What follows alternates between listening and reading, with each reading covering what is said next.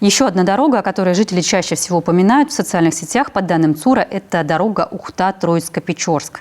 А есть ли планы по ее ремонту? Да, в следующем году мы запланировали один участок, порядка 10 километров ремонта.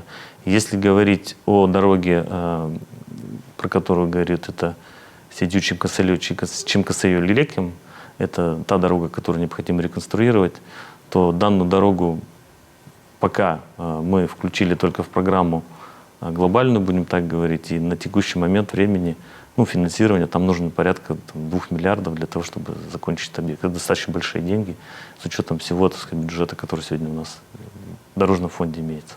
То есть пока в отдаленной перспективе, так сказать. Все, опять же, зависит от той программы, которую мы примем на федеральном уровне.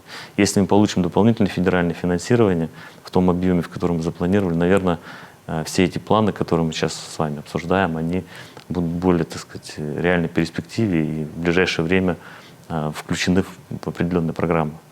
А когда ответ будет? Мы сейчас находимся на стадии согласования с определенными федеральными ведомствами. В ближайшее время нас должны пригласить на заслушивание. Вот после заслушивания, утверждения этой программы, наверное, можно будет уже говорить о том, какие объекты включены для реализации до 2027 года.